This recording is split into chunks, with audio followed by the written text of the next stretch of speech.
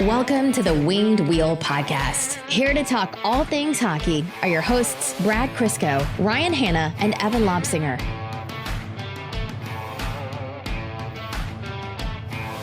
So in the latest iteration of People Hate Watch on YouTube, and I really don't understand why they're not doing anything else with their time, we got a comment on like not a recent episode or not like the newest episode. It was like a couple episodes back.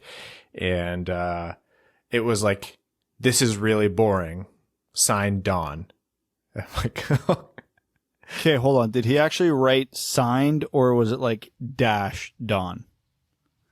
I actually can't remember because I read this super late at night and I definitely may have had a few drinks. But I'm going to give him the benefit of the doubt here and say dash because I can't specifically remember signed. But regardless, he signed his name on a YouTube comment, which is a move considering your YouTube, like his YouTube handle was his name. Don something or other. Well, thanks, Don. I hope every time you go to put ketchup on your fries, you get the watery stuff first. Oh my God, man, relax. Jeez, guy probably has a family. Brad. Anyways, I like that one a lot. I sometimes have been like selling things on like Facebook Marketplace, and the responses you get are just absolutely hysterical. For example, Mel one time was trying to find a lease takeover for her old apartment some years back, and someone responded to her just saying, "This is too far from where I work." like no other lead in, nothing else. Okay, thanks. Or I'll advertise something. They're like, "I don't want this." I'm like, all right, great. Well, we're at a crossroads then, aren't we? Oh, well, you can't forget about the classics. So when I had to redo the or I shouldn't even say redid it, cleaned out the basement during the quarantine, I threw like 1,000 items on Kijiji. Hey, is this still available? Yep, still available. Nothing. They just click the button. They log on, they click the button, and they never answer. Oh, yeah. Anyways. It's the low price of free. Yeah. Literally, you can pick it up you want to come at 3 a.m. I'll leave it on the porch. It's fine. Like, why would you ask if something's available when it's free and then if it's like $20 and it's like, I don't want to pay more than 10 for this. Okay, fine. But like, it's free. Is this still available? Yep, it's yours. Actually, never mind. Hey, this podcast episode's boring. Yeah, man, it's July 26th. We haven't had hockey in over 4 months. Red Wings hockey is almost like still 5 months away. Yeah. It could be 2021.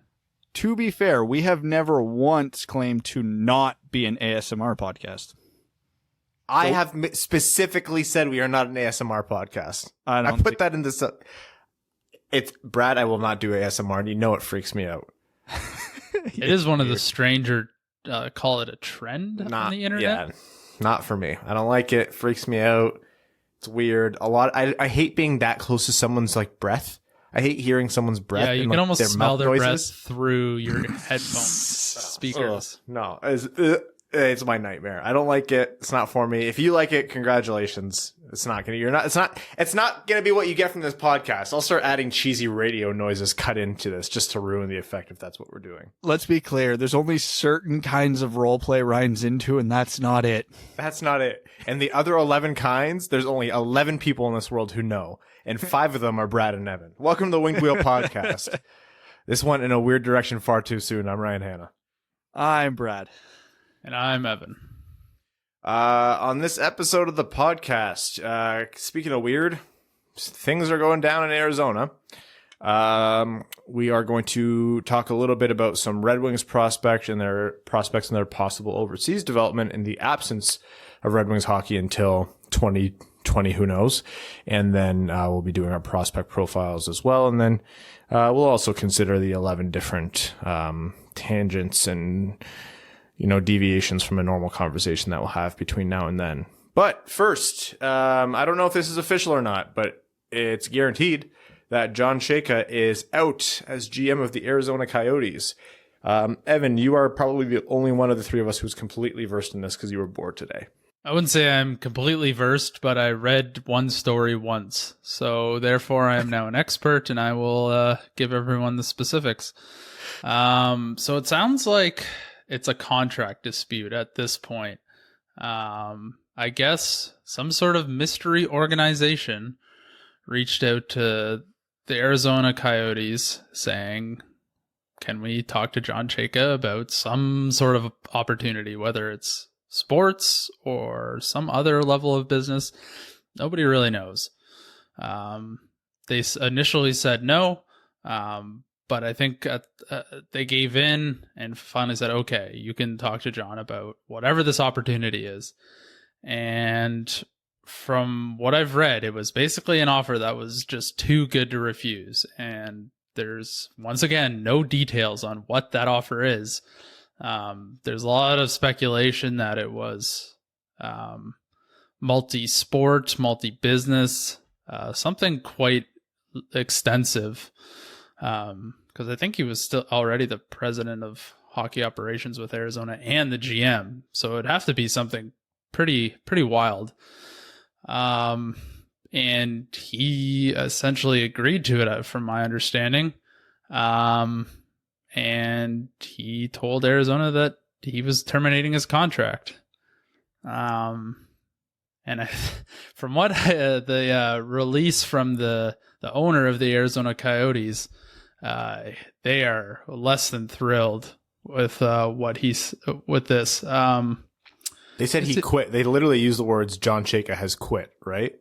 It says, John Chayka has quit as the general manager and president of hockey operations. The club is disappointed in his actions and his timing as the Coyotes prepare to enter the NHL's hub city of Edmonton, where the team will begin postseason play for the first time since 2012. Chayka has chosen to quit on a strong and competitive team, a dedicated staff, and the Arizona Coyote fans, the greatest fans in the NHL, which is not true.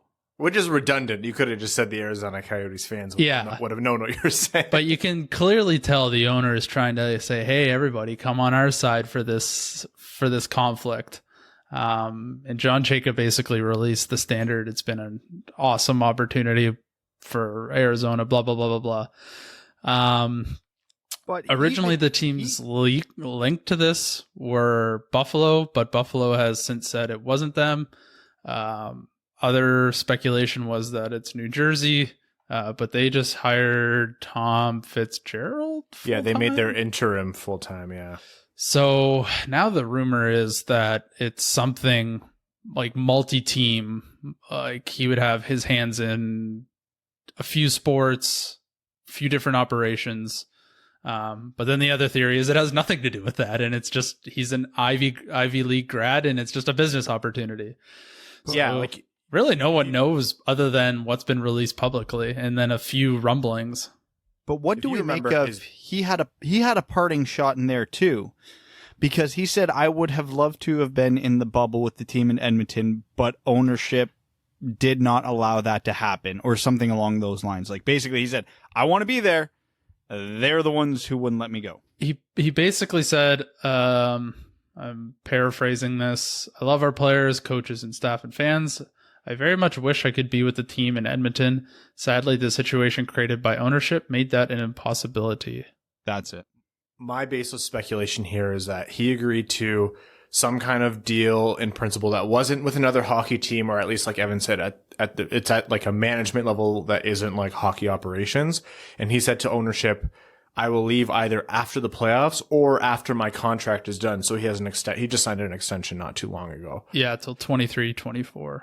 Yeah, so I would imagine it's after the end of this season, and ownership was like, no, screw you. If you're leaving, then just go. Or some kind of timeline like that. Because for no other reason would he say, yeah, I want to be here. Or he could have said, like, he signed to this company and they said, yeah, like, you can do this.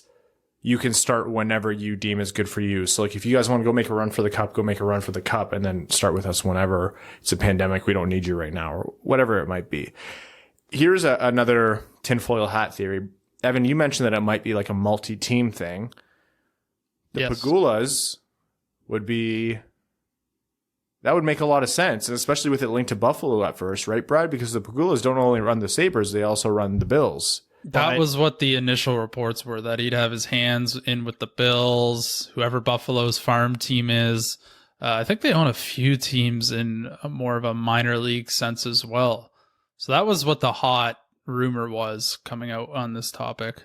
So, again, it depends on the role, because the Buffalo Bills management group, if we're looking at football specifically, is probably the most set group in the NFL outside of Dallas. Like, they are rock solid. They are very well. They are literally the polar opposite of the Buffalo Sabres. It's amazing they're owned by the same people. So I know Russ Brandon left a while ago, but I'm pretty sure they filled that president role. I actually think they filled it with Kim Pegula. So yeah, neither us nor anyone listening knows what you're talking about. Basically, the Bills are in a good spot, and they don't need a lot of. I don't know what John Chayka would be doing with them. It would have to be high for him to go to that organization. Well, maybe it's then just the Sabres, and is it Rochester Americans for the Sabres, their farm team? It's juggled a few times, but I believe so, yeah. So maybe it's like, hey, John, manage hockey ops for all of these guys. We don't want you as GM, but we want you essentially managing the GM. And even if it's not them, like, what if it's like an MLSE type thing, or what if it's like one of these, like, you know, mega corporations that owns a sports team, like Comcast owns the Flyers, right? Is that what it is? It might be one of those. We'll go with that. So like Evan said, like, this is just a really smart guy. It's not that he has no hockey background, but he wasn't exactly like coming up through the ranks as a hockey GM. He was one of the founders of Stathletes. That's what it is. That's what it's called. Yeah, that sounds like something that's real.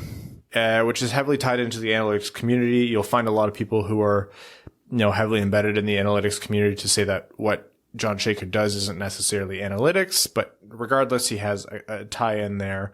But first and foremost, he's a businessman. So if it was, you know, someone in stained glass design came and said, hey, we're going to offer you like $300 million management contract, he's going to leave for that. If it's a lucrative enough deal, he's going to leave for that. But we're not used to this kind of thing, because we're used to hockey people leaving teams.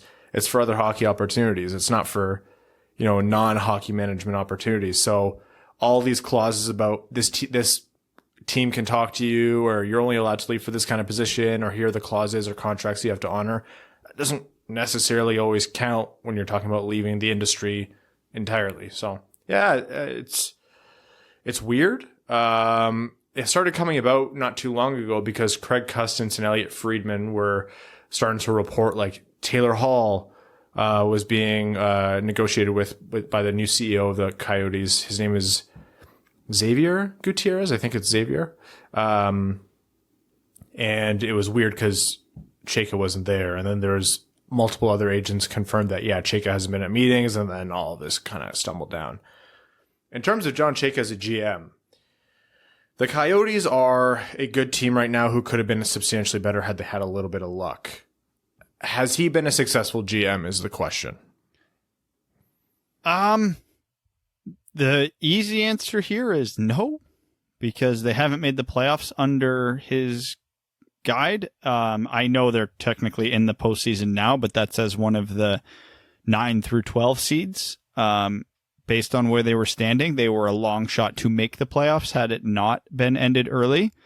Most people would agree he came out pretty good in the Taylor Hall trade until the Coyotes started sliding the other way and started plummeting down the standings. So I don't know. I liked a lot of what he did. I didn't like some of what he did, but ultimately that team never started winning. Now, keep in mind, they could not keep a healthy goaltender to save their lives. They may have the best tandem in the league between Kemper and Renta, and at every point in the last 10 years, it seems one of them was injured, if not both.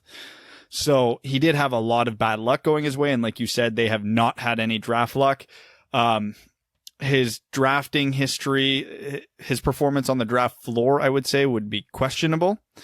He got hammered in the trade with the trade back with Detroit, even though Jacob Chychrun has turned into a fine player. As good as Barrett Hayton is, that pick is still looking very questionable at 5th overall. So, yeah, I'm a big fan of the progressive minds and the young GMs, and I'm hoping that catches on. But if we're contrasting him and Kyle Dubas, one of them was doing it far better than the other. I'll say that. If we're talking about vacancies for young heads of hockey operations with a sharp chin, Evan, Now's your time. You want to go to Arizona? There's some good golf. That would be the dream right there. Although I don't know how much I would be able to focus on work with all that amazing golf out there. Oh, wow. You focus on the podcast plenty. Exactly. I can multitask. You mentioned Barrett Hayton, Brad, and that's a great segue into an excuse for me to be angry. People have been like, obviously there's a lot of revisionist history. When something good happens to someone, people find, handpicked pieces of information to reaffirm that, yes, this person is good and has done good things. And the inverse when something bad happens. So right now what's happening is people are pointing out things that John Chayka has done wrong and said he's not a good GM. Has he been successful? Like Brad said, no. The literal answer here is no, but does that mean he's a bad GM? It's up for interpretation. But one thing that he's being slammed for right now is, of course, drafting Barrett Hayton. That isn't inherently an issue. But again, these revisionist history perpetrators are coming out of the woodwork again. They're like, yeah, we're slamming Arizona for taking Barrett Hayton, but why aren't we doing the same for, Detroit and blah, blah, blah over Quinn Hughes? Can't we do both? I'm like, first, yes. Secondly, everyone has to stop pretending like the consensus wasn't that Zadina was as high as number 3 on rankings that draft year. There are teams who said they would take Quinn Hughes. I will grant that. There were teams that said, yeah, we wanted now Quinn Hughes. They say that. I'll give 2 of them the benefit of the doubt. And that's still too many, but regardless. Zadina was almost universally ranked ahead of Hughes. When that Twitter egg was yelling at me about how Zadina was a consensus number 4 in that draft year, and I went and looked it up, I found a list where he was number 2. So if he was number 4, it was always behind Brady Tkachuk, though. That's the thing. It was never Quinn Hughes. There were people who thought Quinn Hughes was the best defenseman. They wanted him over Bouchard and Boqvist and went to the Islanders. What's his name? Dobson. Yep. But he wasn't exactly, it would have been considered a reach for Hughes to go over Zadina. Zadina was never one of the fallers. He was never one of the guys to fall. Zadina fell out of circumstance. Brady Tkachuk was drafted by the Senators because they were enamored by him and he was NHL ready, which in the short term was the correct pick for them. Kotkaniemi and Barrett Hayton were picked that high because those teams were desperate for star centers. And they conceded on the points of, actual projected talent to select those centermen. And that's a risk that they're taking. You cannot call it a done deal for now between Kotkaniemi, Hayton, and Zadina. It's just too early to call. But I'll tell you, it looks like everyone's saying, hey, you're sacrificing a lot of potential skill here in favor of taking just a positional player. Those people are coming up to be kind of right because Zadina still has so much promise. Even if it ends up being a wash. Like, it was never with Hughes and it was never Hughes over Hayton. It was Zadina over Hayton that everyone was bashing them for. So it's always Vancouver. It's always freaking Vancouver fans and Vancouver Twitter and everything. That's like, oh, let's, bash everyone. Look, is it not enough that you guys got the Elias Pettersson pick in another draft yet again? Like, why are you doing this? It's not far enough back where you can gaslight people. Zadina could be a total bust. Philip Zadina could be a total bust. Do I think he is? No, obviously not. But he could be a total bust, and that will not change the inherent facts that pretty much any team in Detroit's position would have taken Zadina. And if they're not, they'd have to show a lot of proof to convince people otherwise, because there's absolutely no suggestion of that before it happened. So the ultimate point Ryan's making here is nobody can fault Detroit for taking Zadina because everybody would have taken Zadina, but everybody can absolutely fault John Chayka for reaching for Barrett Hayton because Barrett Hayton was not anywhere near ranked top 5. And what was the highest we seen him in any rankings? Like a few had him maybe cracking 9 or 10, maybe. The highest I saw him was 9. The highest I saw him was 9. Most of them had him in the mid to late teens. Okay, so the consensus was far from number 5. And you could say, 5 to 15, that's only 10 spots. Yeah, going from 5 to 15 and 15 to 25 is a very big difference. Not all 10 spot drops are created equal. And it's like nobody here is saying like, oh yeah, like Zadina's definitely going to end up better than Hughes, who's definitely going to end up better than the players drafted after them. Nobody's pretending that's the case. It's this whole insinuation that, Detroit, who had a player who was projected to the top 3, fall 3 more spots, and they were wrong for taking him. No, 3 spots in the top 6 is an astronomical amount to be falling. It is absolutely crazy that Zadina fell that far. It's not impossible, but I was drunk screaming at a wedding for a good reason when that happened. I don't FaceTime Brad. I was FaceTiming Brad. That's how you know it was a big deal. You can harp on Kotkaniemi and you can harp on Barrett Hayton. And if Brady Tkachuk didn't pan out so far, then you could have harped on him because those were reaches. I don't get it. It's the need to validate something that validates itself. Like Quinn Hughes is a good enough player where you don't need any kind of extra validation, but the need to kind of assign these blatantly false stories to it just blows my mind, and it's never ending. It just does not stop. And that's why I harp on Jim Benning and the Vancouver Canucks for paying their depth players too much. It's because they never learn. And they deserve it. So while you were ranting, I started going down this rabbit hole of the John Chayka saga. Because it's fascinating, actually. So, guess who lives 40 minutes from Buffalo, or grew up 40 minutes from Buffalo? John Chayka in Jordan Station. Boom. And apparently this conversation with whatever other organization this is took place 6 weeks ago. What did Buffalo do 6 weeks ago? Fire Jason Botterill. That was 6 weeks ago?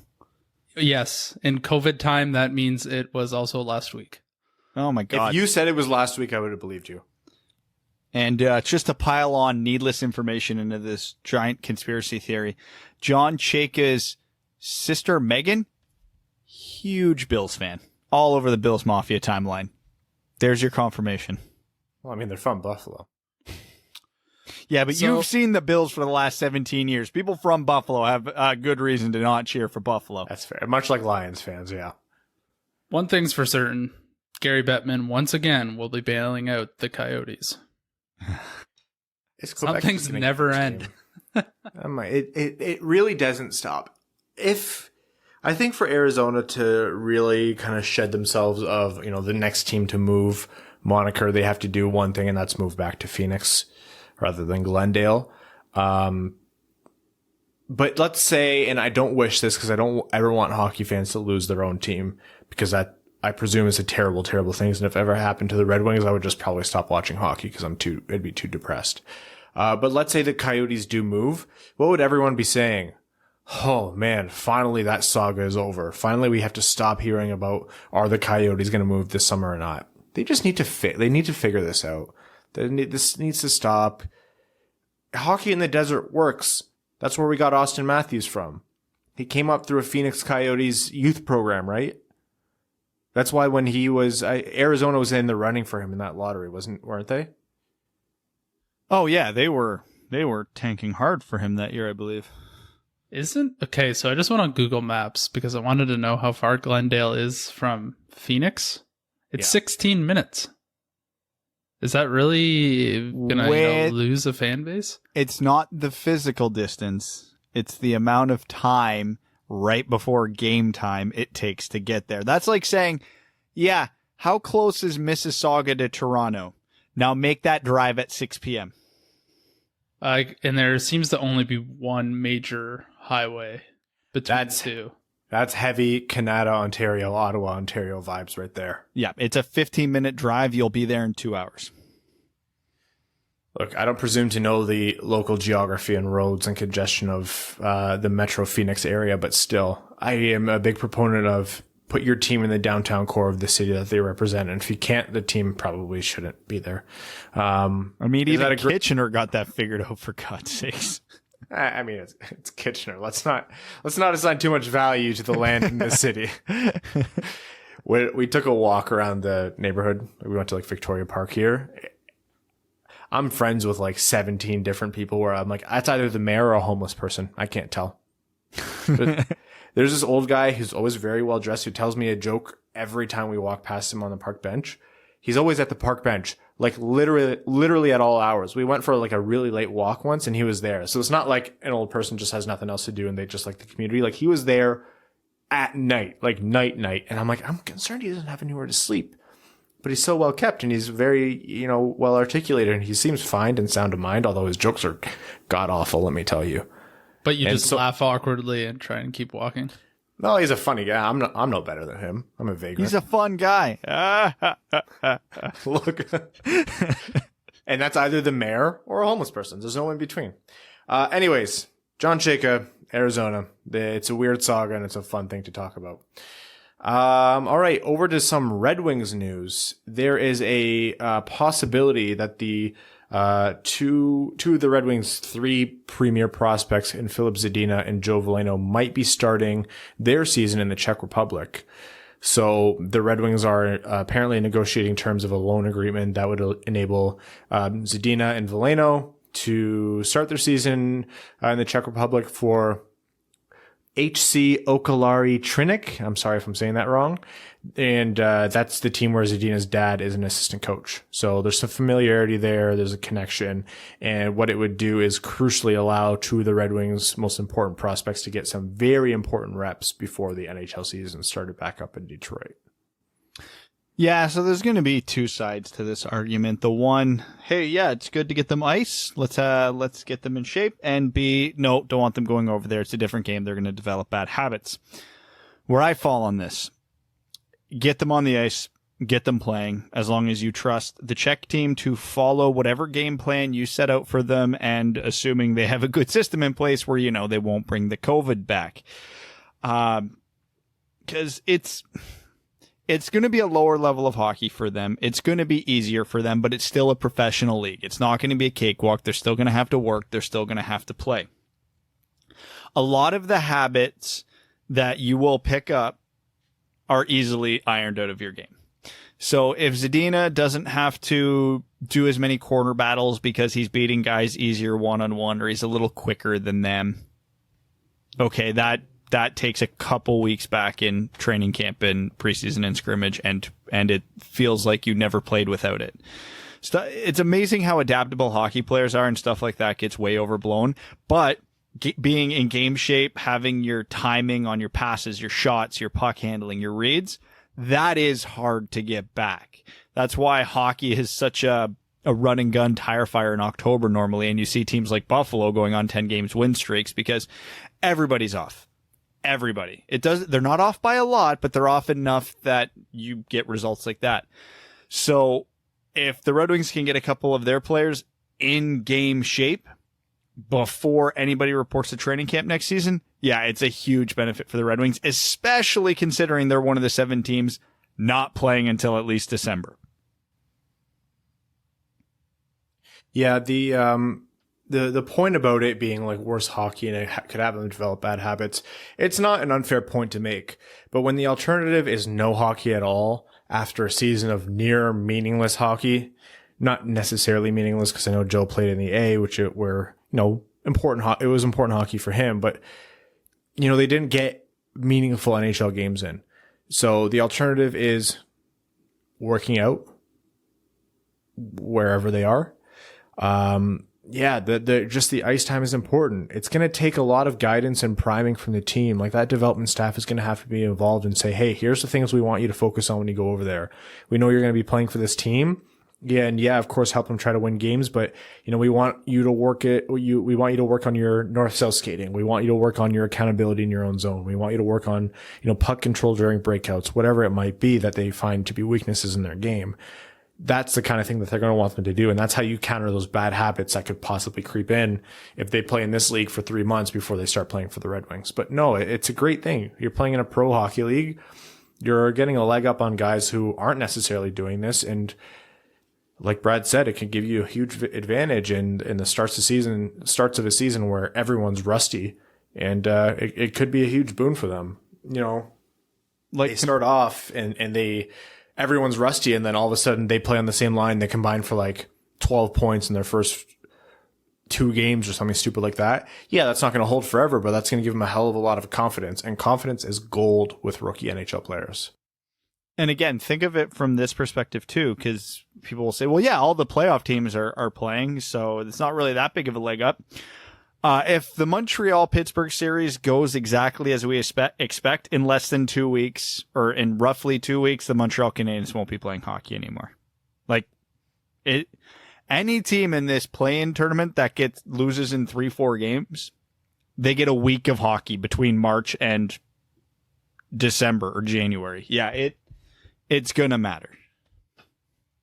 I honestly hope they find something for Seider over in the DEL. I haven't heard anything about that, but I hope something like that comes to fruition. Everybody should be looking for something, truthfully, unless you have a player who's like a serious injury risk. Like Anthony Mantha can take it easy until December. Let's just get him to the regular season in one piece. We should make our own league, but with bad NHL players. Yeah, we'll call it the Detroit Red Wings. The LHL, Loser Hockey League. Yeah. No, it's good. I hope it hasn't been finalized yet, at least not to my knowledge. So hopefully it does. And if it doesn't, also not the end of the world, I guess. I don't know. This is what counts as news. But then again, we wouldn't be talking about this in anything other than these trying times. Man, I'm still so peeved by the whole revisionist history thing. I mentioned this episode talking about expansion draft stuff. I kind of want to hold off on that, but I just want to still talk about the merits of would it be a good or bad thing if the Red Wings lost Danny DeKeyser in the next expansion draft? How much contract does he have left after the expansion draft? I'll pull that up for you right now. So the expansion draft is going to take place after this next season, right? Yes. And Danny DeKeyser, after this next season, will have 2 years left after next season, we'll only have 1 year left at $5 million. So is 1 year of veteran experience worth it? The easy answer is no. No, but if he doesn't get picked up, see, that's why I think they could leave Danny DeKeyser exposed and he won't get picked up. And if he does it, what does it matter? So here's, not saying this is what'll happen, but here's why Danny DeKeyser might look good to Seattle if he is exposed. $5 million will help them get to the cap floor comfortably. He is a good, reliable defenseman that they could absolutely count on for a year. He's not going to saddle them long term, meaning they're not getting tied down to a boat anchor. And the final one, the Red Wings are going to have absolutely no good forwards exposed. Like there's you can't find 7 forwards that are worth protecting on the Detroit, which means the 8th one's going to be garbage. So he almost might be Seattle's pick by default if they go that route, because Nemeth will be a free agent, so we won't need to protect him. Cholowski and Hirvonen are probably your 2 easy ones to protect. And then that third, if you're exposing DeKeyser, that third slot's a toss-up between Lindstrom, Bowie, and Biega. Like, yeah, maybe you take if you protect Lindstrom, maybe if you're Seattle, you take a flyer on Bowie. Maybe they see, or maybe they listen to this podcast and go, yeah, he's terrible, but 22 points or something like that, right? So, I mean, if they leave DeKeyser exposed, he is likely Seattle's pick due to being the only one worth taking. They will certainly be keeping a close eye on his near future health. Because if he spends another season in a hospital bed, I find it hard to believe that they will take him in the expansion draft and they'll take a flyer on anybody else. Like, what's Detroit's worst case scenario here in terms of the season after? So, something insane happens and we don't protect Cholowski, which I wouldn't rule out the way they treat him, but Hirvonen will be going into his 3rd full season. I assume Seider into his 2nd. Bowie, Biega, if they stick around, they'll be going into their 3rd and 4th. The Red Wings lose DeKeyser to Seattle, and Nemeth walks in free agency. So they literally might have to sign a free agent for their oldest defenseman to be over the age of 25. Like, that is a reality that they might have to face. But here's the thing. It is not hard to find a good stay-at-home defenseman over the age of 25 for damn near league minimum price. If they really value that presence in the locker room, if DeKeyser goes and Nemeth walks, the replacement won't be as good as those two. But, oh my God, would it be easy to find a replacement similar to those two? Yes, stay-at-home defensemen are like the energy players on your fourth line. Yeah, you can find 7 of them in every organization. Remember when Brian Dumoulin became a cog in the Pittsburgh Penguins Stanley Cup run? Just saying. Not hard. No, because time is irrelevant to me right now. So the two configurations that you can go with for the expansion draft is 7 forwards, 3 defensemen, 1 goalie. So 4-2 or 7-3-1. Or you can go just 8 players straight up and 1 goalie. So the Red Wings likely will have 5 forwards worth protecting is the problem. So they'd be better off just going the 7-3-1. Okay, so Larkin, Mantha, Bertuzzi, Fabry. If we're not giving up on Rasmussen after this season. No Right, matter how, I agreed. I just wanted to hear it. Yeah, so Rasmussen. Because I think he would be their pick if we left him exposed. absolutely he would be their pick. And then who do we protect beyond that? So we have the top line, Fabry, Rasmussen. Right now, just again, I'm probably forgetting someone, but off the top of my head, Svechnikov and Hirose. I don't bother. I honestly don't bother with Hirose. Yeah, I don't think I would either. I mean, if they pick up a forward in free agency, sure. But again, the Red Wings should not be in the market for free agents longer than a 1-year contract right now. And if they do pick up another Val Filppula, cool, you can expose them just to meet league minimums or something like that. So I can tell you right now 7 players. So we have Larkin, Mantha, Bertuzzi, Fabry, Rasmussen, Filip Hronek, obviously. And I think unless this next season is absolutely catastrophic, you still don't give up on Dennis Cholowski. I agree. So they don't even have a goalie to protect yet because they don't have a goalie signed past next year. No, right now it's arbitrarily Jonathan Bernier. Yeah. So is the next person Svechnikov, depending on his season? Is the next person Lindstrom or Nemeth? And I think both those guys deserve consideration because I think a guy like Nemeth might get picked up and he could be valuable to the Red Wings. Nemeth is irrelevant. He's a UFA after next season. You can if he wants to stay in Detroit, you wait to sign him so you don't have to protect him. You get that control. You can agree on a contract in January, but you don't sign it till July. Right, but I was working under the assumption that they're going to extend in the same way they will with Fabry because he's an RFA. Nemeth is not an RFA. No, he's not. Yeah. Oh, I see what you're saying. I see what you're saying now. Yeah, he's a UFA. He's a UFA. At the time, as of right now, at the time of the expansion draft, Detroit will have no claim to Patrick Nemeth. So he will not need to be protected unless they extend him ahead of time, which again, I wouldn't agree with if they did put, the wink, wink, nudge, nudge deal, the Kevin LeBanc special, and just protect. I mean, tie goes to the younger players. So you've got Hronek, Cholowski, Lindstrom protected on defense. Like I said, we had our 5 obvious forwards that needed to be protected.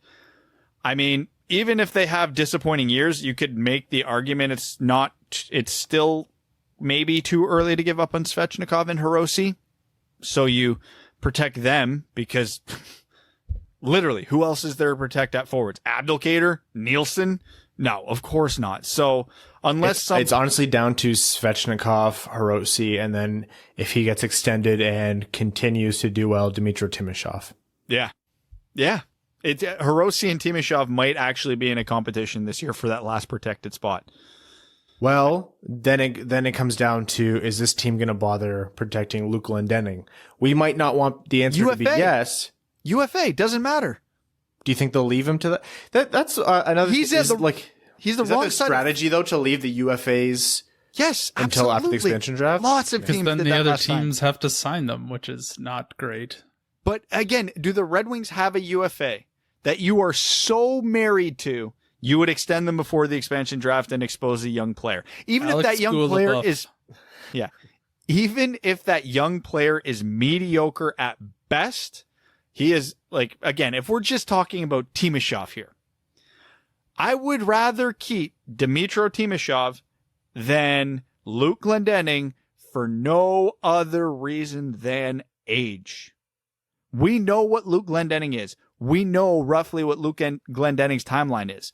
Luke Glendening's timeline is going to expire before the Red Wings are contenders. Dmytro Timashov's will not. And if Dmytro Timashov doesn't pan out, who cares? Do you know how easy it is to find a Luke Glendening on the market? It is ridiculously easy. So this is going to be the crux of my argument for this all year is I like Luke Glendening. He's a valuable fourth line player, does the job, does it well, super replaceable. And the same argument goes for Patrick Nemeth. The gist of the story is, at worst, the Red Wings are going to lose Danny DeKeyser for the last year of his expensive contract, or a young player who is left unprotected because he's underperformed or not shown up for enough in his development where the Red Wings thought, not that big of a risk for him to be selected. And if he is, not a huge loss because he wasn't developing this system. So that's a Cholowski, or a lot of it through no fault of his own, a Svechnikov or a Timashov, or they grab a coach's favorite in Luke Glendening. Someone made a super, snarky comment on Twitter. It's like, oh, why are we excited about Seattle? It's just another excuse for a great Red Wings player to be taken. First of all, Nosek was taken by the Knights. Not that he was nothing, but he was hardly who we were concerned with. We thought it would be Mrazek. And that was a story, obviously, that played out in a much different way, but still. Secondly, the biggest takeaway is the Red Wings aren't really at risk here. This is one of the only silver linings to being a god-awful team. There isn't a lottery to the expansion draft. If you suck, the players you have to give up are also going to suck. The Red Wings are fine. If one of these players goes, there's going to be very few Red Wings fans who just lost their favorite player. It's going to be one of you weirdos who loves a fringe fourth liner. There's a lot of those weirdos, and every one of them listens to this podcast. I know. We're making a lot of enemies. If you guys ever get mad at something we say, know that all of our pre-show notes come from Evan, and he coaches us on what to say. Exactly. It's just a script. Okay, prospect profile before heading into overtime. Today's prospect is Roni Hirvonen. Brad, take us away on Roni. Do I just play the recording? Small, skilled forward. Not the greatest skater. High talent. Playing in a league, punching above his weight class. I mean, he fits the theme of this draft. But that being said, Hirvonen is playing in Liga, a very good league, and he is not just small, he is downright tiny. His elite, I had to pull up his elite prospects page just to get this right. 5'9", 163 pounds. I have this guy by double digits in weight. Okay. So 153 pounds? 163. Wow. You're huge. That's tiny. I'm super jacked. Haven't went to the gym in 4 months. Thanks, COVID. So he is. Thanks, Roni, if you will. Anyways. So he only had 16 points in 52 games, but that was in Finland's top league in Liga. So much like Lucas Raymond, you're going to look at the raw box scores and go, yeah, well. But in the previous year I think it would be a triple underager in the U20 league, he had 55 points in 50 games. So when I wouldn't even say against his peers, because again, most of the league was older than him, he was performing well. With the U8 team for Finland this year, 12 points in 9 games. With the U20 team, 3 points in 3 games. And again, that's as a 17-year-old. The skill is there. But when we talked about him on the mock draft with Maxim Prashant, it is relevant. This guy is not competing for 12 forward spots. He's competing for 6. So if you draft him at 32, it very well might be worth the gamble. But he has to hit and hit big, or he will not play a game for you. So it's the ultimate type of swing for the fences. Whereas like a player, I don't know, I'm going to pluck one off the top of my head here, like a Jake Neighbors.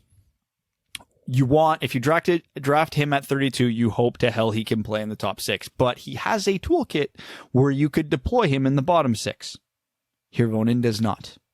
So you have to understand that. So even if you think he's more skilled, which he probably is, than players like that, buckle up, because you better hope for some improvement, because as he is now, obviously he's not good enough to play in the NHL.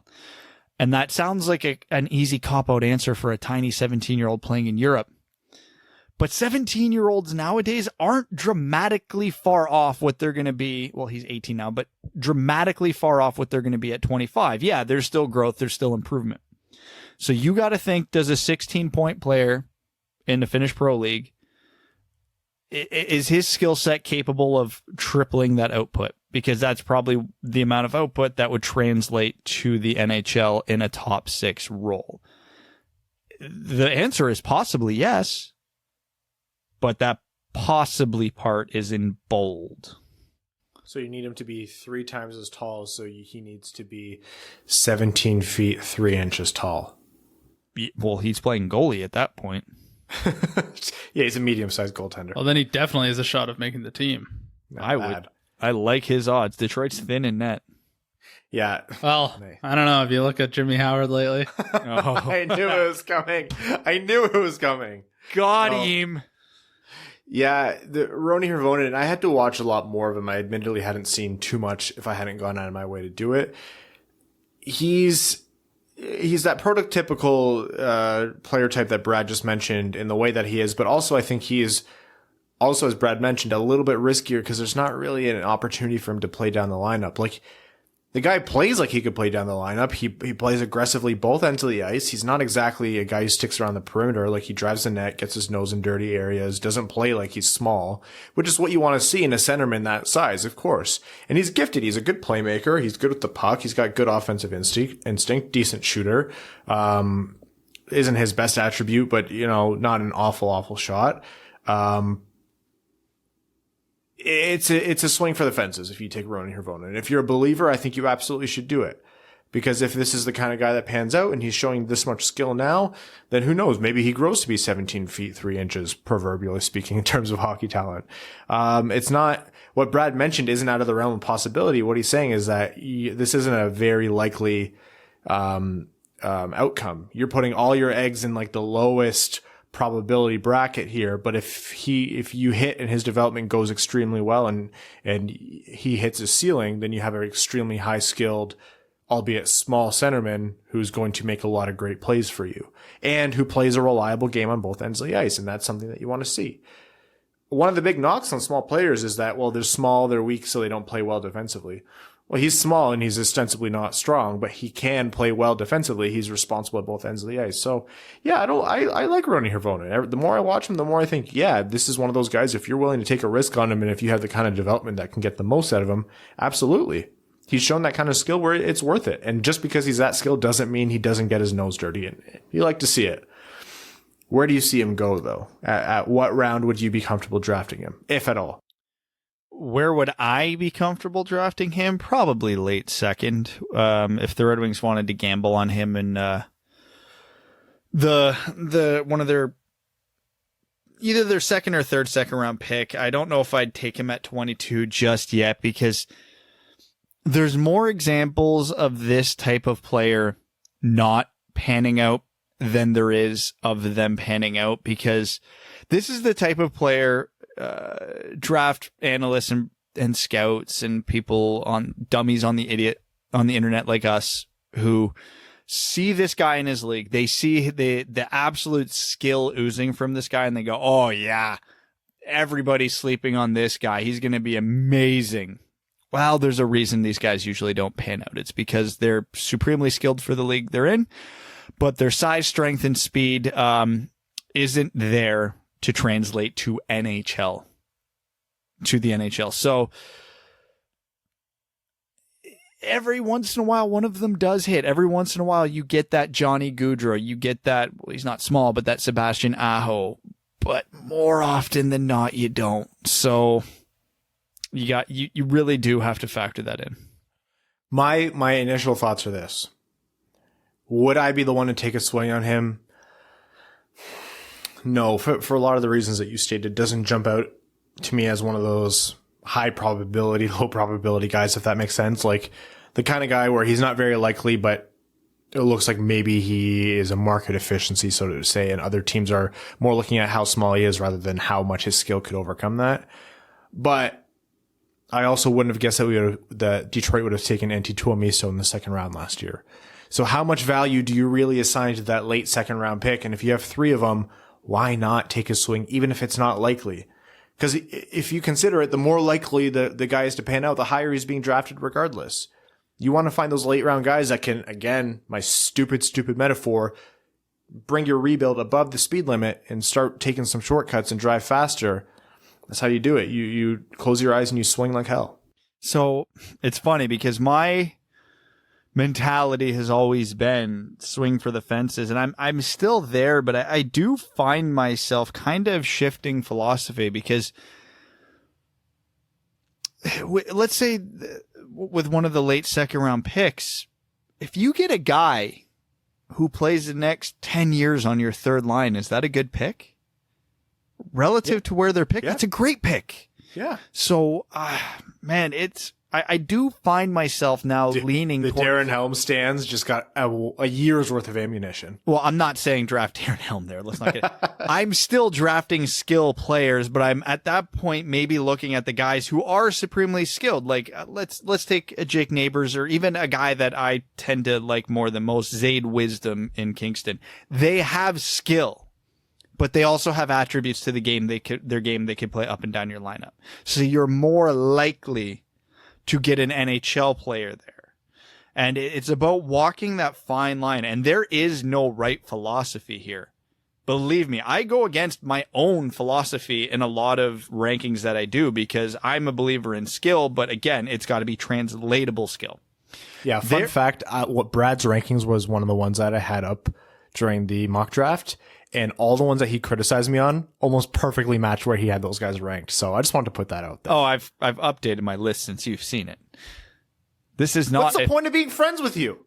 Tell me. But like, I'm trying to think of a higher example. There is a reason why I have not the same position, but the same thing. Jamie Drysdale currently ahead of Cole Perfetti in my rankings. That might change, but Perfetti, no doubt in my mind, more skilled. Not a question in my mind. But I think Drysdale's a better bet. I think Drysdale has more as many translatable NHL level skills. But it's the minutia of it. There's no right answer here. There never will be. It's a guessing game, and Hirvonen is like the poster child for it because you have got to be damn confident in the skills to take him. Minutia is a $5 word for you, Brad. Good job. Hello. Of course, that's something we're going to be talking about a lot more, and I'm going to save that soundbite from Brad about having Drysdale over Perfetti because that's extremely. Yeah, I flip-flopped them like 6 times already. And we will double back to that. For now, we are going to get into overtime. This is, it's Sunday. Yeah. I never know what day of the week it is. The only way I keep time is through this podcast. We're going to start with Patreon, for overtime, which is a segment where we read out fan, questions and comments. And our Patreon patrons get their comments read out as our way of saying thank you for supporting the show. Thank you, local Winged Wheel podcast patron. Dylan Krill says, hey guys, who do you think is the most underrated player in the NHL who will shine in this year's playoffs? Define underrated, because my answer to this is always Mark Stone. I still see him like down near like 10th. I saw a list where they're like top wingers in the league and Mark Stone was like 10th. And I was like, I'm sorry, on what planet? Okay, so we're basically allowed to take players that people recognize as very good but don't quite have them in the elite tier? Yeah. Okay, my answer is Mika Zibanejad. That's a great answer. People really don't understand how impactful Mika Zibanejad is on the ice. He had the highest goals per game in the entire NHL this year. So had everybody played the same amount of games, Mika Zibanejad is your Rocket Richard winner. Yeah, it was actually 1,000 goals per game. He almost broke Gretzky's record. He was averaging 5 goals a game for a brief window there. Evan, who's your most underrated player? Jonathan Huberdeau. Every time. Yeah, that's a great answer. Yeah. Okay. Jake Nagy says, living in Portland, Oregon, the hype around the Kraken is pretty exciting for hockey fans in the Pacific Northwest. This area is known for its love of the Seahawks, soccer, and the Blazers, but I think it has the potential and opportunity to create a widespread hockey culture. The Kraken have sold more season tickets and merch than Vegas did around the same time, and the Pacific Northwest is more of a hockey climate than Vegas. So, who finishes with more points during their inaugural season, the Kraken or the Wings? The Kraken, they're going to get a way better team than what we have right now. Yeah, beyond a shadow of a doubt, it's going to be Kraken. With these rules, and even if GMs are only half as dumb as they were with Vegas, Kraken's still starting in the middle class. It's definitely Seattle. And it's a flat cap. They're going to be dumber than they were. Lonnie Zone says, howdy fellas, I'm still buzzing from that Seattle Kraken announcement video, and I can tell because I'm making people watch it who have no interest in sports, much less hockey expansion team naming videos. And the response has been tepid. Anyways, wanted to comment on subsequent and trebucket. I found that people who use words right but pronounce them wrong is actually a sign of someone being well read. So congratulations. You know what? Mel actually made both. She said this about me and you, Brad. She said the same thing. She's like, when it shows that you read a word when you were really young, and then you just, anyways, Lonnie and Mel are much better spoken than we are. So they're complimenting us, and I'll take that. I also wondered if subsequent was a British English pronunciation or something, so thanks for clearing that up. Oh yeah, hockey question, kind of following up on an earlier one. If ownership demands 30 wins next year in a full season, but also says you can spend to the cap, how would that change your free agency strategy? Basically, would you sign any free agents to actually help to make the team better and not just help acquire other assets? Who would you target? Also assume it's a very fireable you who is GM and not Stevie Y. Thank you. So basically, I have to improve this team or I'm going to get canned? By the order of like a dozen wins at least. Okay. I'm not going to do much because for as bad as the Red Wings were this year, they did have a really bad, a really unlucky season. A lot of key injuries to Kaiser, Mantha, etc. They were one of the lower teams on the PDO scale, which is the analytics luck stat. So I think just by regressing to the mean, we see 6 or 7 more wins. I'm targeting those value guys because if I'm the GM of this team, I don't want to save my job for 1 year just to get fired next year because everything goes off the rails. So again, I'm still very pro sign nobody, but if I am, I'm looking for those deals on good players that you could probably get for less than $4 million. I'm looking at Alex Galchenyuk and I'm looking at Eric Gustafsson and I'm looking at players like that. We'll call them the Moneyball moves. Yeah, I agree. And I think you go for as little term as possible to not hurt your long-term output. But then if you are going for, if you do have to sign for term, the Fabbris of the world are your friends. You don't have to aim too high to improve this team. Yeah, exactly. Darren Helm Stan Club says, Ryan, we Darren Helm Stans have lightly accepted your apology. Let's just leave the overpaid adjective for players who didn't really contribute at all last year. That'll leave you 80% of the roster to jeer. Also, the name Golden Knights is a great name for Vegas. I've always viewed it as a play on Knights and Knights with an N.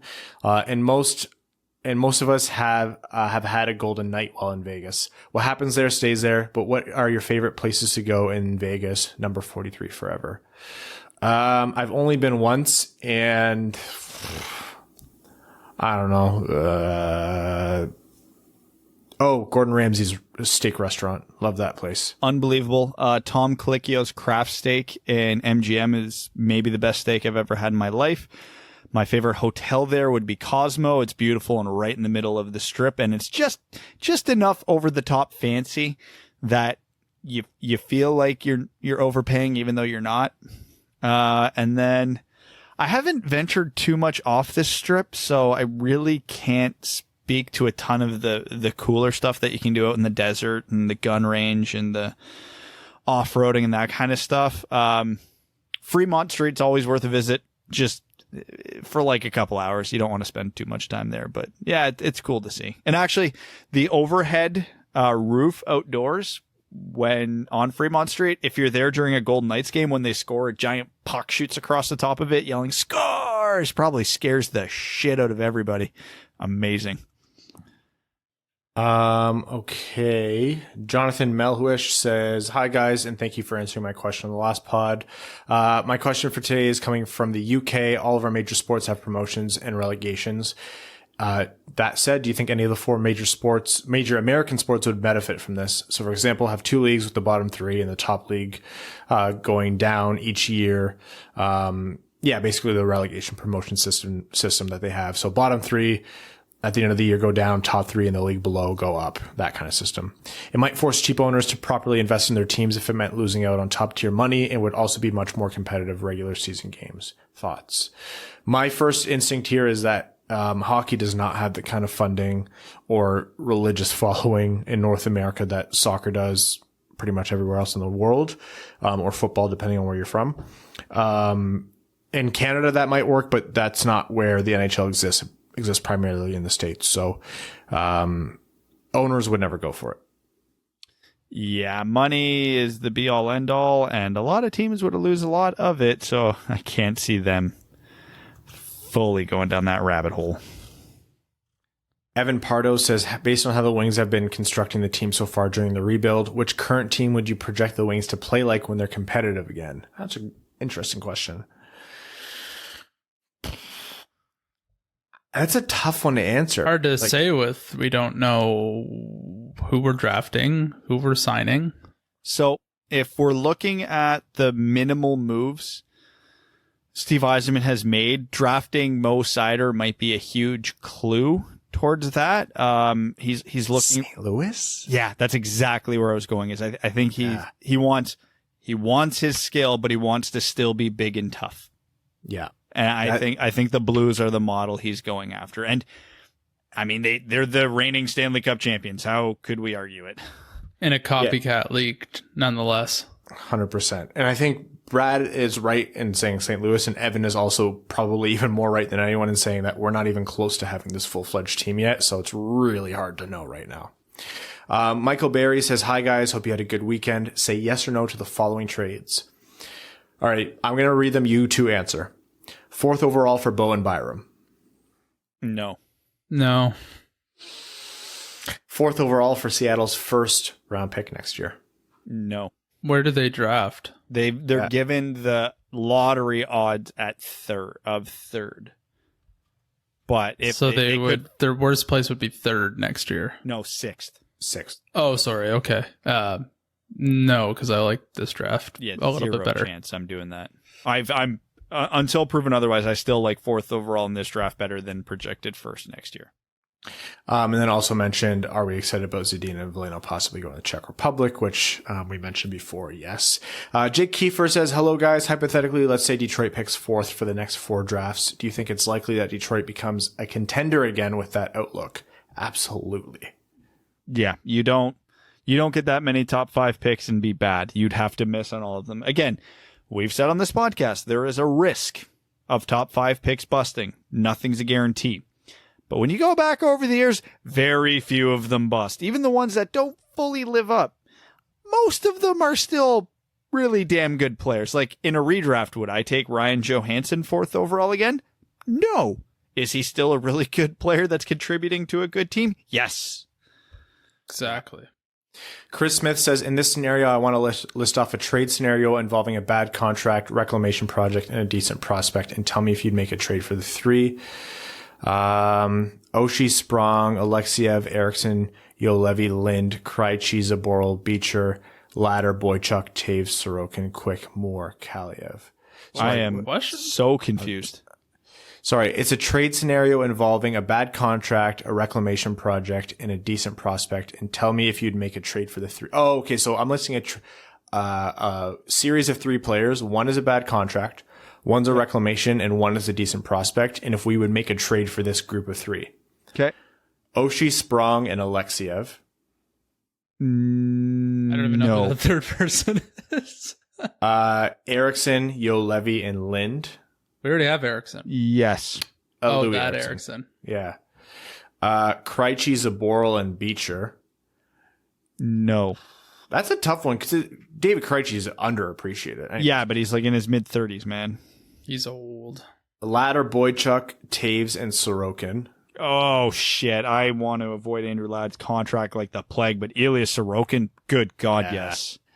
Or Quick, Moore, Kaliev. Oh, yeah.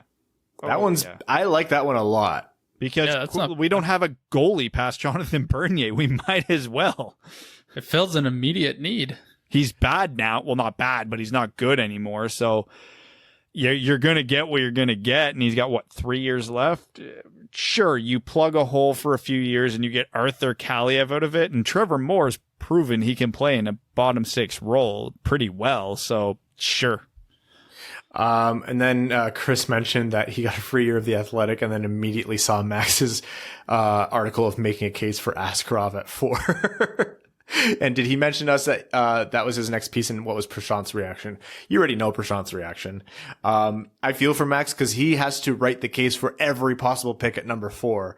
And whether he agrees or not, he's going to write that piece about Sanderson and Askarov and all the other non-popular picks. And so, personally, I love that article just because I know Prashant has read it. And no, I think it's a tough article to write because it is going to have a lot of opposition. And you can look back to the comments on the Sanderson one as well. I wish I was in the room while Prashant saw it. Obviously it's not a surprise. Max he's a reporter. He's a beat writer for the Wings for The Athletic. He's got to do it. And you know what? If the impossible happens, he'll have the material. Joe Falzone says, how about a quick round of what did Chayka and the Coyotes ownership do to each other to cause this divorce? John Chayka told them that they weren't supposed to do up all the suit buttons on their jacket and they didn't like how snobby he was. John Chayka ordered the most expensive drink on the menu at a company dinner. I want Evan to catch on because I think he's funnier than both of us. John Chayka only goes with Uber Black. Oh, that's a good one.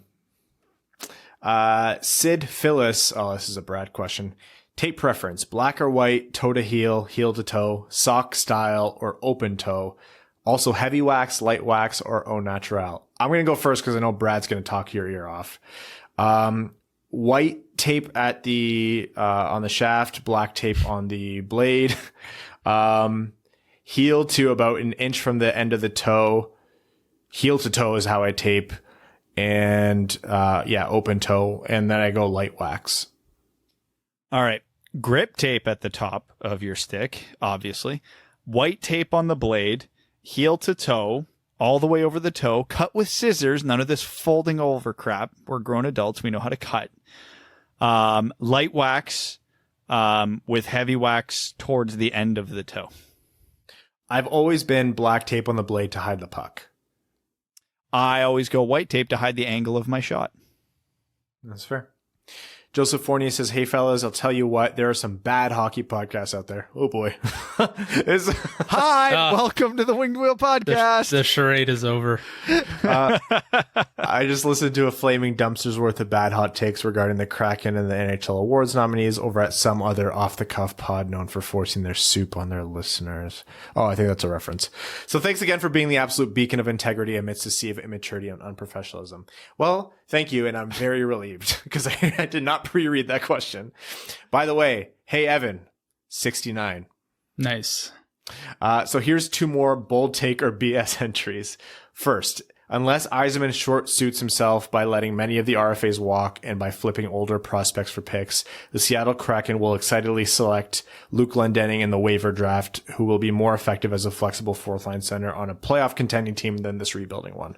I don't think that's even a bold take. I think that's well within the realm of possibility. It's a crazy bold take because he'll be an unrestricted free agent. They could just have him for nothing. Not even. Well, let's just assume they extend him for the sake of the hypothetical. If they extend him, they're not protecting him. So yeah, it's a bold take. They extend him if they intend on keeping him. If not, he's just gonna go there because they like him. It'll have nothing to do with the expansion draft. Also, who knows when anything counts anymore? Like, when's next season's free agency? When's the expansion draft? 2, the most equitable option for the NHL entry draft is to have a lottery with the bottom 3 teams in the standings for the top 3 picks and having all other non-playoff teams do the gold plan. Stay fresh cheese bags. I don't see how that works, because the gold plan works for the bottom 5 teams because usually they get a bit of runway from when they've been mathematically eliminated to actually get a good chunk of games in. Teams that are missing the playoffs by the 5 or 6 teams that just missed the playoffs, they usually aren't mathematically eliminated till the last week. So the gold plan for teams, let's say above 7th last, really doesn't make a huge difference because you're giving everybody like 3 games and saying, well, we hope you win them, and you just jumble up those spots. Whereas the Red Wings, the Senators, the Kings, the Sharks this year all probably would have got 10 plus games. So it would have actually been relevant. Okay, I'm just going to go back to the comments here. Mark says, hey, boys. He talks about Veleno and Zadina, which we talked about, and then asked about the swag packages that we're sending out for the patrons. Yes, Mark, they're going out. I just wanted to wait until we had 50 people sign up so I can do a big batch all at once, but it looks like we're about there soon. So, yes, clean the junk mail out of your mailbox so the postal worker can fit it in there. Darren Helmstand Club Stan says, good day, Dud Duds. I'm seeking permission to talk to one of you about a rival podcast we will start up. Don't stress about taking the meeting with me. It will only improve your business skills and podcast relationships from more collaborations. And your collective hack opinions, which playoff team's window is closing and will be the next to blow it up and join us in the lottery division? And why is it the on fire C team? And that's a great answer because Calgary has a lot of decisions to make. Pittsburgh. That is a good question, but I don't think Calgary's the answer because you look at most of if they blow that up, that is just completely on them. Most of their key players are very young outside of Giordano. Goudreau's not old. Monahan's not old. Tkachuk isn't old. Lindholm isn't old. They've got runway, at least on forward. I'm trying to run through all the playoff teams in my head. Honestly, St. Louis maybe? They're not that young.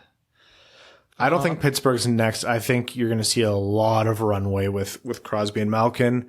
I think St. Louis is an okay answer. Like, I think that's fine enough. But I think with Calgary, you have to factor mismanagement into the situation. You have to factor that they're not getting the best out of these players. I mean, you want to look at a talented team who hasn't always performed up to their scuff. Arizona, like that's a disaster right now. I got to actually pull up like a list of playoff teams right now because I feel like there's an obvious answer that I'm missing. Honestly, is Boston that? Do they have that much runway left? Yes, yeah, man. Krug's a UFA. If Krug leaves, Krejci's old, Bergeron's old, Marchand's almost there. Chara's like 1,000 years old. Marchand's like 29, isn't he? Yeah, you think his career's on the upward trajectory still?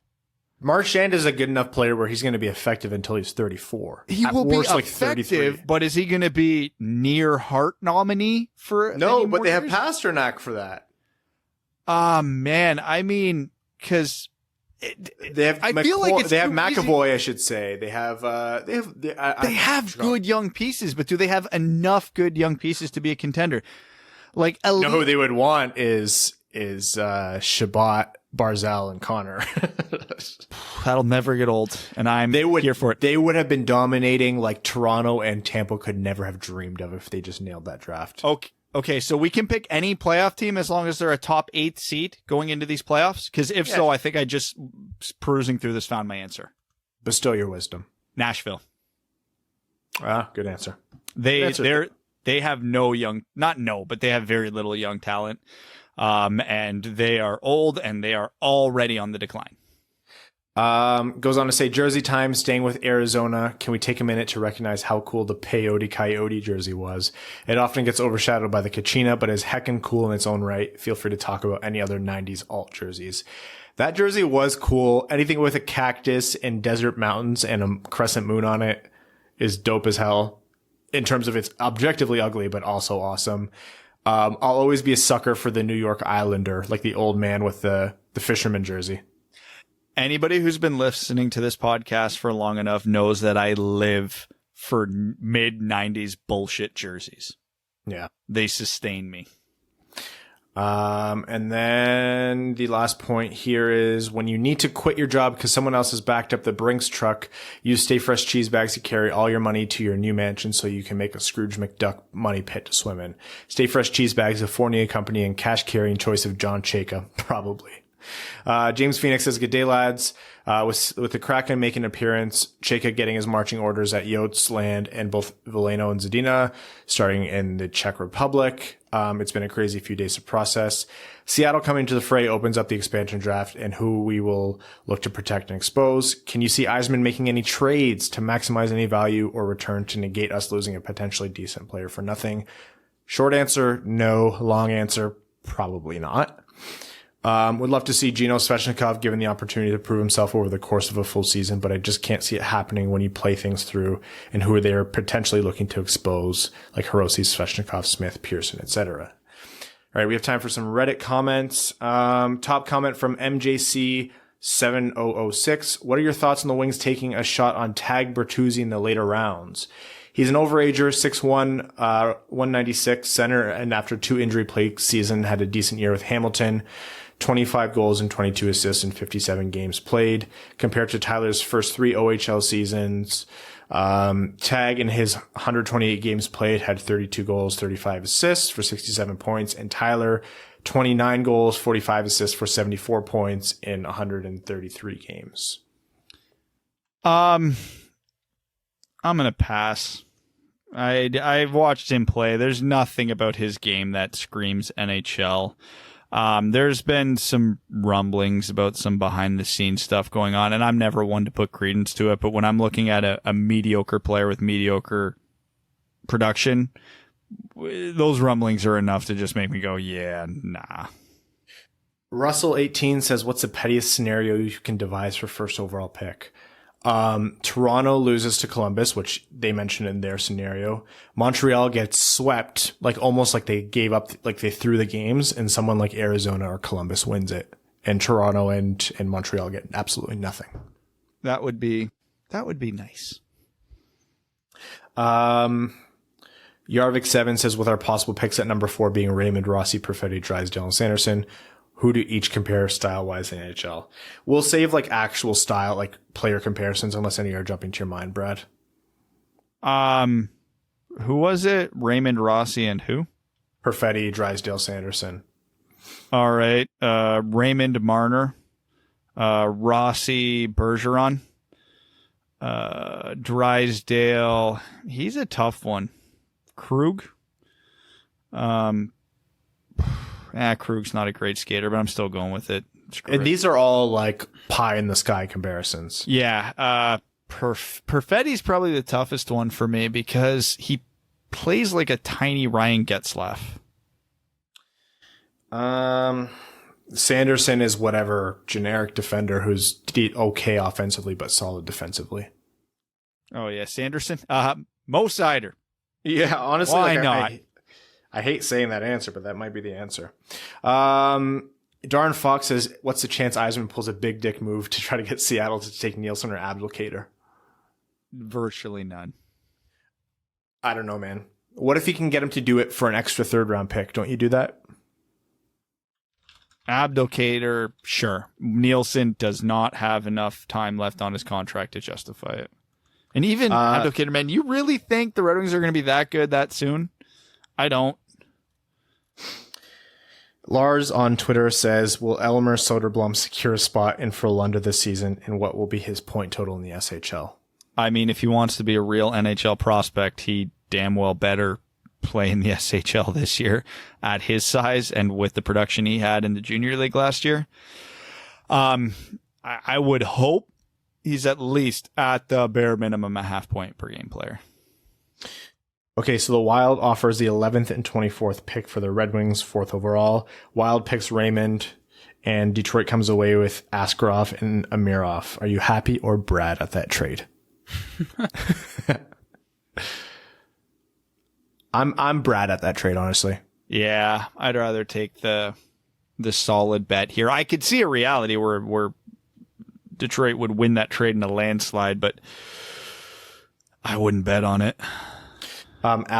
asks, have you started watching Gels Marble League yet? If not, you should, and you should pick a team. Well, we need some sports, so maybe we'll end up doing that.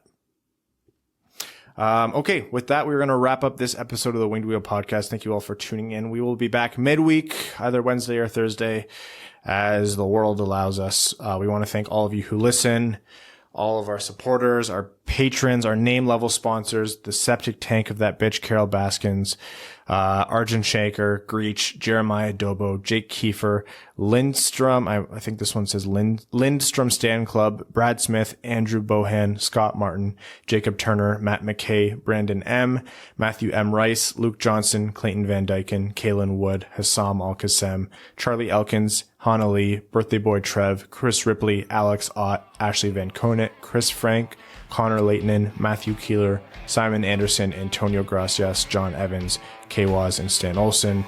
Thank you all. We will see you this week. Take care. Have fun. Be safe.